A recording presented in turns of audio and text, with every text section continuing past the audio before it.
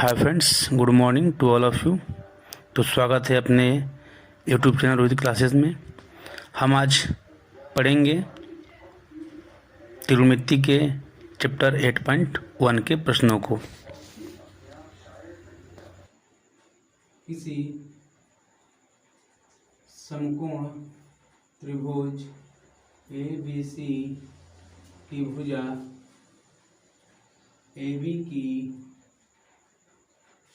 AB बराबर भुजा AB बराबर 21 सेंटीमीटर तथा इसे दूसरा पूछ लेते हैं आसान में। ठीक है, AB बराबर 10/6/8 भुजा AB बराबर 8 सेंटीमीटर तथा BC बराबर 6 सेंटीमीटर, ले देता हूँ 6 सेंटीमीटर हो तो A कोण A तथा कोण C के लिए सभी त्रिकोणमितीय अनुपात ज्ञात करें।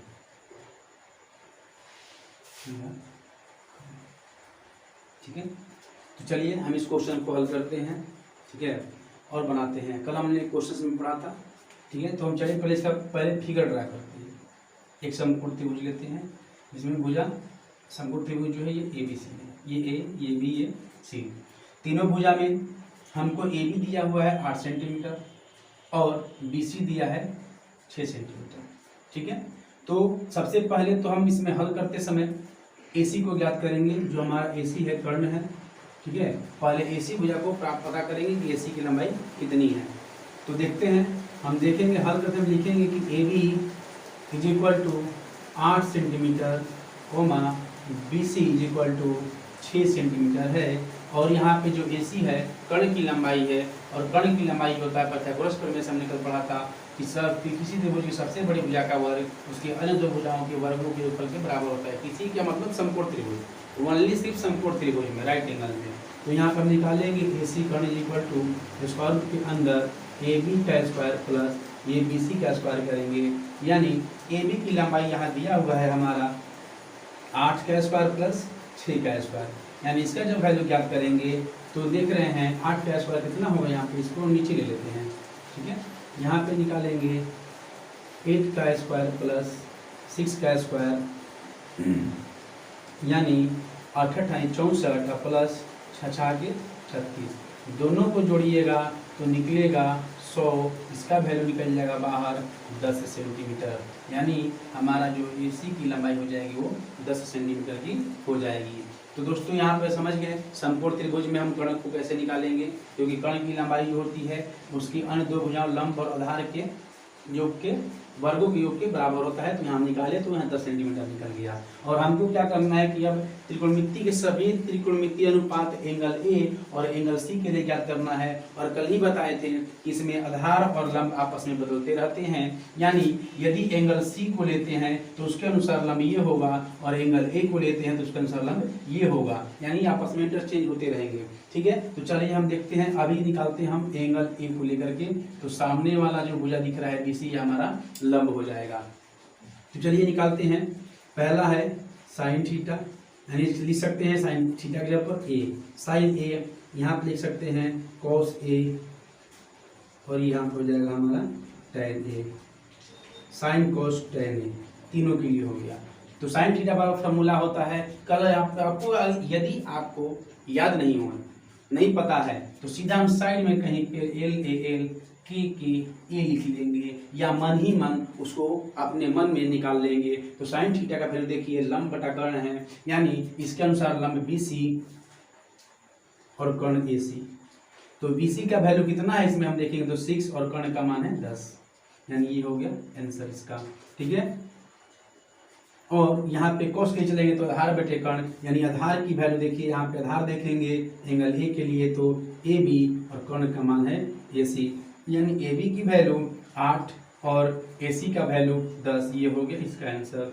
और चलेंगे tan में, tan का वैल्यू देखिए लाल बटे का यानी लंब बटा में आधार है, तो लंब का वैल्यू देखेंगे तो लंब है BC और आधार है AB, यानी BC की वैल्यू हो गई 6 और AB की वैल्यू हो गई 8 सेंटीमीटर, ये हो गई इसका आंसर। ठीक है, तो देखिए अब यहाँ से सेम कुछ करना नहीं है, हमको क्या करना है, साइन के उल्टा cosec, sine cos tan cosec sec cot, यानी साइन का उल्टा कोसेक होता है, तो cosec theta is equal to, यानी cosec A is equal to, सीधा इसको पढ़ देंगे AC बटा में BC, यानी लंब बटे कर्ण बटे लंब, यानी कर्ण की वैल्यू हमारा हो जाएगा यहाँ पे, जो हम कर्ण देख रहे हैं तो कर्ण कितना है 10, और यहाँ पे लंब की वैल्यू एंगल ए के लिए चल रहे हैं तो लंब हमारा 6 है, देखिए ये पलट जाएगा सेम 6 बटे 10 बटे 6 हो गया। और कोस का उल्टा होता है सेक, तो सेक ए इज इक्वल टू निकालेंगे तो सीधा पड़ जाएगा, यानी AC बटा में हमारा हो जाएगा यहाँ पे AB हो जाएगा। ठीक है, और AC की वैल्यू हम देख रहे हैं दिया हुआ कितना सेंटीमीटर, निकाले हुए हैं 10 सेंटीमीटर और AB है 8, सेम यही पलट जा रहा है। यहाँ पे tan का निकालेंगे तो tan का उल्टा होता है cot, यानी cot A is equal to AB बटा में BC, यानी 8 बटा में 6, ये हमारा हो गया आंसर। तो आप आसानी से समझ गए होंगे, इसको निकालना बहुत आसान है, ये सिर्फ एंगल ए के लिए निकला था। अब सेम हम एंगल सी से ज्ञात करेंगे कि एंगल सी से किस तरह पता करते हैं इसको, तो सेम कुछ करना नहीं है, इसमें हम यहाँ से सी हटाते हैं और यहाँ से सभी भुजाओं को फिर से हटा लेते हैं और फिर दोबारा बना देते हैं। ठीक है, हम लाल बटे कक्का को मिटाएंगे नहीं, सेम उसी तरह रखेंगे, वहां से हटाना नहीं है उसको। ठीक है, हम इसको फिर यहीं से साइन और कॉस, क्योंकि हमको दो चीज निकालना है, एक एंगल ए से और एंगल सी से। ठीक है, तो अब हम एंगल सी से निकालेंगे, तो साइन एंगल सी के अनुसार हमारा जो लंब होगा, हमारा सामने वाला भुजा लंब उसका ए बी है, तो ए बी हमारा क्या हो जाएगा, इस समय लंब हो जाएगा एंगल सी को लेकर चलेंगे, तो साइन सी कॉस सी टेन सी। तो साइन सी के लिए चलेंगे तो लंब बटा में कर्ण होगा, देखिए साइन का मान लंब बटा कर्ण, तो लंब का मान यहाँ पे हो जाएगा ए बी और कर्ण का मान हो जाएगा ए सी, यानी लंब की वैल्यू हम देखेंगे तो 8 और कर्ण की मान है 6, यहाँ से निकल गया। और कॉस का देखेंगे तो आधार बटे कर्ण है, यानी यहाँ पे आधार की वैल्यू हो जाएगी 20 और कर्ण का हो जाएगा ए सी, यानी 6 बटा में 8। ठीक है, देखिए आधार बटे कर्ण है, तो यहाँ लंब ये आधार का मान ये, कर्ण का मान ये, सॉरी ए सी का मान 10 हुआ है, यहाँ पे इसी की वैल्यू 10 है। ठीक है, और यहाँ पे चलेंगे tan के लिए तो लंब बटा आधार है, यानी लंब का वैल्यू देखेंगे तो AB और आधार का मान है BC, यानी AB 8 बटा में BC हो जाएगा 6। ठीक है, साइन सी में भी AC का मान 10 है, साइन सी AC का मान, ओ सॉरी यहाँ पे भी गलती है, साइन सी में 10 सेंटीमीटर यहाँ है AC का वैल्यू, तो हम यहाँ सेम पलट देंगे, यहाँ उल्टेंगे तो देखेंगे कि यहाँ पे क्या हो रहा है। ठीक है, यहाँ BC का मान 6 है। ठीक है, अब यहाँ चलेंगे साइन, साइन का उल्टा होता है कोसेक, कोसेक सी, यहाँ से सी से निकाल रहे हैं ना, ए तो निकाल चुके हैं सी से, साइन सी का मान यहाँ पे निकालेंगे तो सेक सी का मान, यहाँ पे निकालेंगे तो कॉट सी का मान, सेम पढ़ देंगे, यानी इसका हो जाएगा AC बटा में AB बराबर 8 10 बटा में 8, इसका निकालेंगे तो AC बटा में BC बराबर 6 10 बटा में 6। ठीक है, और इसका पलट देंगे तो हो जाएगा BC बटा में AB इज इक्वल टू 6 बटा में 8, यानी हो गया हमारा पूरा वैल्यू, हमने इसको कल ही पढ़ा था। ठीक है, तो उम्मीद करते हैं आपको समझ में आ गया होगा। ठीक है, तो हम कोशिश करते हैं आपको ये कि हम कुछ समकोण त्रिभुज के शर्तों को हम बता देंगे कि समकोण त्रिभुज में क्या क्या शर्त है, भुजाओं में क्या शर्त होती है, उनके भुजाओं के बीच। आप चाहे तो इसका स्क्रीनशॉट ले सकते हैं या फिर उसको उतार सकते हैं।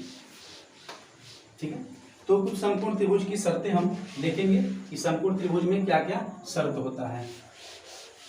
ठीक है, तो चलिए समकोण त्रिभुजों की शर्त, समकोण त्रिभुज की शर्त, हम समकोण त्रिभुज के शर्तों के बारे में जानेंगे। शर्त कहने का मतलब क्या, शर्त मेरा कहने का मतलब है हम समकोण त्रिभुज के कुछ शर्तों के बारे में जानेंगे। यानी शर्त कहने का मतलब जो उसका बड़ा भुजाकर्ण होता है उसके लंब और आधार में क्या क्या संबंध होता है, किन किन भुजाओं में संबंध होता है, कितने कितने सेंटीमीटर का होता है। तो पहला हमारा शर्त क्या है, तो पहला शर्त मेरा ये हो जाएगा कि जैसे हम 3 4 5 निकालते हैं तो सबसे बड़ी भुजा 5 हो जाएगी। 5 का वर्ग जो होता है उसके 3 का स्क्वायर प्लस 4 के स्क्वायर के बराबर होता है, ठीक है। और दूसरा जब निकालेंगे तो दूसरे में शर्त में देखेंगे 13 12 5 होता है, यानी 13 का स्क्वायर 12 का स्क्वायर प्लस ये 5 का स्क्वायर। 13 12 5 में सम होता है 13 के लिए, ठीक है। उसके बाद चलेंगे तो 10 में होता है, यानी 3 नंबर देखेंगे 10 का स्क्वायर बराबर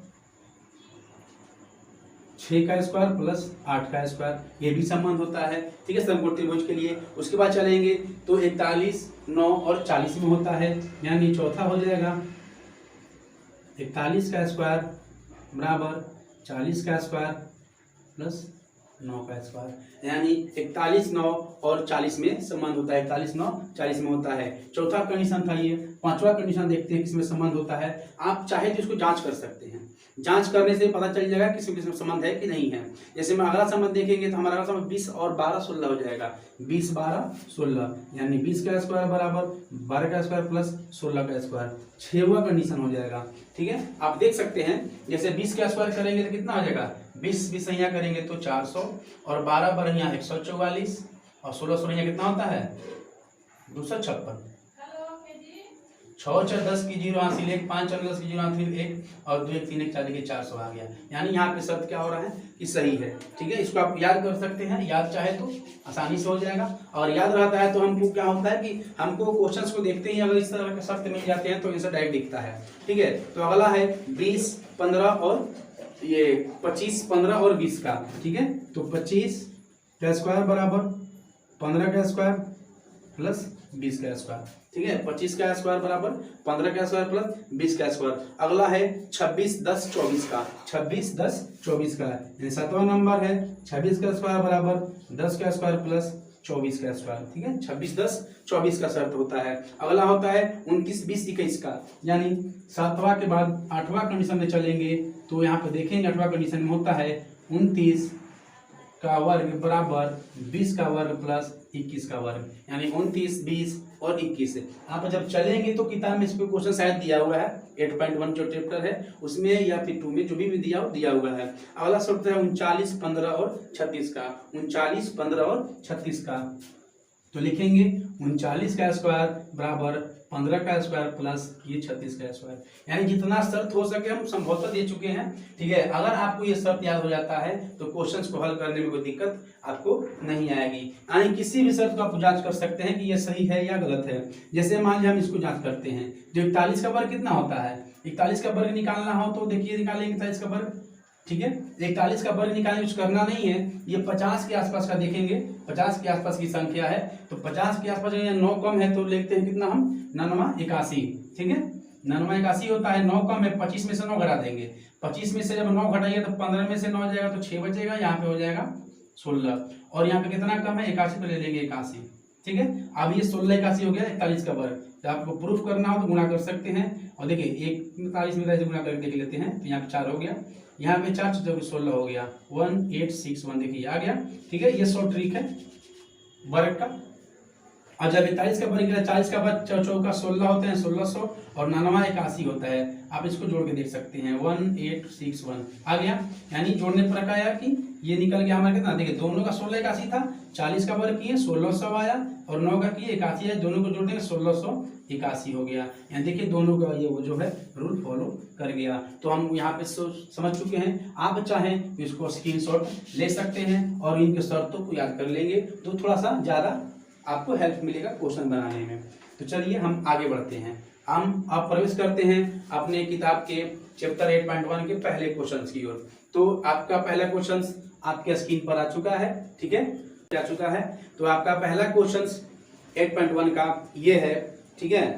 चलिए तो देखिए पहला क्वेश्चन ये कहता है कि त्रिभुज ABC में जिसका कोण B कम समकोण है, यानी जो त्रिभुज एबीसी है उसमें बी कोण क्या है, समकोण है। यदि AB बराबर 24 सेंटीमीटर और BC बराबर 7 सेंटीमीटर हो तो निम्नलिखित का मान ज्ञात करें। यानी साइन ए, पहला है साइन ए और कॉस ए, और दूसरा देख रहे हैं कि यहाँ पे दिया हुआ है साइन सी और कॉस सी, इसका वैल्यू निकालना है। तो चलिए सबसे पहले क्वेश्चन बनाने से पहले हम फिगर को ड्रा करते हैं।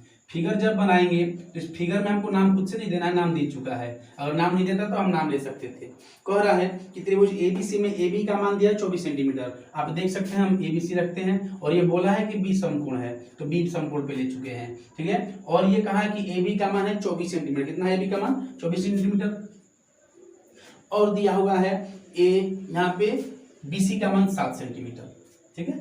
AB का मान 24 और BC का 7 सेंटीमीटर। तो हमको यहाँ पे AC ज्ञात करना पड़ेगा, ठीक है। तो यहाँ पे हल में हम निकालेंगे, हल करेंगे, और हल में लिखेंगे क्या, हल में देखेंगे, लिखेंगे AB बराबर 24 सेंटीमीटर और BC बराबर 7 सेंटीमीटर। तो सबसे पहले हम AC निकालेंगे। AC इक्वल टू फॉर्मूला होता है स्क्वायर रूट के अंदर AB का स्क्वायर प्लस BC का स्क्वायर। तो AB का वैल्यू दिया हुआ है 24 का स्क्वायर और प्लस यहाँ पे 7 का स्क्वायर, यानी इसको हल करेंगे तो AB यानी 24 का स्क्वायर का होता है, 24 का स्क्वायर यदि ज्ञात करना हो तो 24 का होता है 576 और 7 का 7 49, यानी इसको जोड़ेंगे 9 6 15 की 5 हासिल 1, 7 4 11 के 12 के 2 हासिल 1, 5 1 6, यानी 625 आ गया, ठीक है। तो यहाँ पर हम निकालेंगे, इसका वैल्यू तो हो जाएगा 25। अब जब पीछे लिखे हुए भी थे 24 25 7 में समझ नहीं होता है तो नहीं लिखे तो फिर भी आप यहाँ पे याद कर लेंगे। तो यहाँ पे होता है इसका मान निकल गया 25 का, ठीक है। तो जब 25 निकल गया AC की वैल्यू, तो हमको अगला याद करना है क्या, पहला क्वेश्चन मेरा था साइन ए और कॉस ए का वैल्यू, ठीक है। पहला क्वेश्चन था साइन ए और कॉस ए का वैल्यू निकाले, और दूसरा क्वेश्चन इसी में दिया हुआ है कि साइन सी और कॉस सी का वैल्यू, ठीक है। तो अब देखिए इसमें क्या दिया हुआ है, कोण ए के लिए फिर कोण सी के लिए, दोनों एंगल पे क्वेश्चन निकालने हैं आपको आंसर, ठीक है। तो साइन ए का वैल्यू यदि निकालते हैं तो साइन ए का वैल्यू निकालना तो हम जानते हैं साइन ए का वैल्यू कितना होता है, लंब बटा में कट होता है। तो इसके अनुसार ए के अनुसार लंब हमारा BC है, तो यानी BC, और कर्ण होता है AC, यानी BC का वैल्यू 7 और बटा में कर्ण का वैल्यू है 25। एक अनुसार लंब बटा कर्ण होता है, तो लंब हमारा BC है तो BC साथ लिए, और यहाँ पे निकालना है कॉस ए।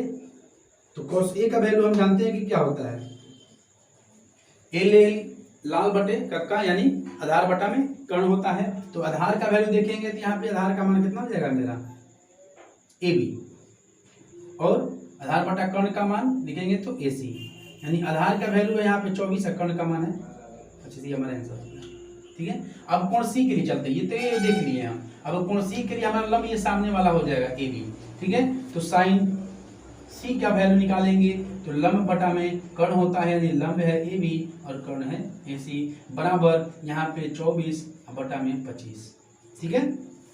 यहाँ पे cos C के लिए cos C का वैल्यू निकालेंगे, यानी ये रहा आपका cos C का निकालिएगा तो cos C का अनुसार हमारा आधार बटा कर्ण होता है।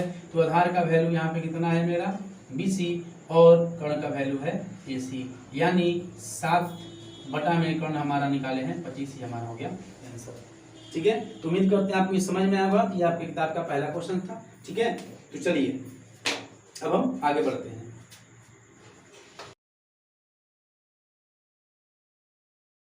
चलिए तो हम चलते हैं अपने दूसरे प्रश्न की ओर। तो मेरा दूसरा प्रश्न आपके बोर्ड पे आ चुका है। प्रश्न ये कह रहा है कि आकृति इतना में 8.13 दिया हुआ है, आप किताब में देख सकते हैं। उसमें 10p और -10r cot r का मान ज्ञात करिए। यानी हमारा फिगर देखते हैं, फिगर दिया हुआ है ये p q r, जिसमें इसका मान दे रखा है 24, इसका दे रखा है 25, ठीक है। यानी सॉरी यहाँ पे 25 नहीं, यहाँ 12 दिया हुआ है, ठीक है। यहाँ पे 12, यहाँ पे 13, दोनों सेंटीमीटर में है। तो हम यहाँ पे कैसे ज्ञात करेंगे, चलिए पी क्यू का वैल्यू दिया हुआ है 12 सेंटीमीटर, और यहाँ पे देखेंगे तो पी आर का वैल्यू दे रखा है 13 सेंटीमीटर। तो हमको निकालना क्या है, सबसे पहले क्यू आर ज्ञात करेंगे। तो क्यू आर के लिए हमारा हो जाएगा पी क्यू का स्क्वायर माइनस पी आर का पी आर का स्क्वायर माइनस पी क्यू का स्क्वायर, ठीक है, पी क्यू का स्क्वायर। यानी यहाँ पे ज्ञात करेंगे तो 13 का स्क्वायर माइनस 12 का स्क्वायर, यानी 13 13 होता है 169 और माइनस 144 बराबर होता है 25, यानी यहाँ से निकालेंगे तो हो जाएगा 5 सेंटीमीटर, यानी ये हो गया 5 सेंटीमीटर भुजा। अब हमको निकालना है किताब के अनुसार tan P minus cot R का मान। ठीक है, तो हम यहाँ पे साइड में अगर याद हो तो बढ़िया है, आप याद कर सकते हैं। तो tan के लिए हमारा होता है लंब बटा में आधार, तो यहाँ पे देखेंगे तो tan P के लिए लंब हमारा QR हो जाएगा और आधार हो जाएगा PQ माइनस, और कॉट के लिए होता है ये, जैसे कॉट के लिए उल्टा होता है tan का सेम, तो tan के निकालेंगे तो कॉट R हो गया, इसके लिए निकालना है ना, तो इसके लिए हमारा कॉट में होता है आधार बटा में लंब, तो आधार का मान कॉट R के लिए आधार का मान है क्या होगा हमारा QR, और लंब का मान है PQ। ठीक है, अब यहाँ पे मान रखते हैं हम, QR का मान दिया हुआ कितना 5 सेंटीमीटर और PQ का मान दिया हुआ है 12 माइनस QR का मान दिया है 5 सेंटीमीटर और PQ का दिया हुआ है 12। यहाँ प्लस माइनस करते हुए कट जाएगा तो निकल जाएगा 0, यानी हमारा हो गया ये आंसर। तो उम्मीद करते हैं आपको ये समझ में आया होगा, बहुत ही आसान है। ठीक है, तो चलिए हम कुछ बढ़ते हैं अपने अगले प्रश्न की ओर।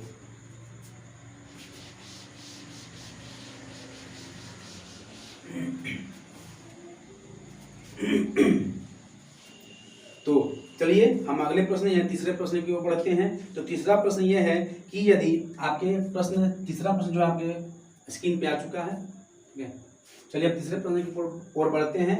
आपका तीसरा प्रश्न आपके स्क्रीन पे आ चुका है। ठीक है, तो तीसरा प्रश्न यह है कि साइन ए, यदि साइन ए का मान 3/4 हो, यदि साइन ए का मान 3/4 हो तो कॉस ए और tan ए का मान परिकलित कीजिए, यानी ज्ञात कीजिए। तो सबसे पहले हम फिगर बना लेते हैं एक समकोण त्रिभुज की।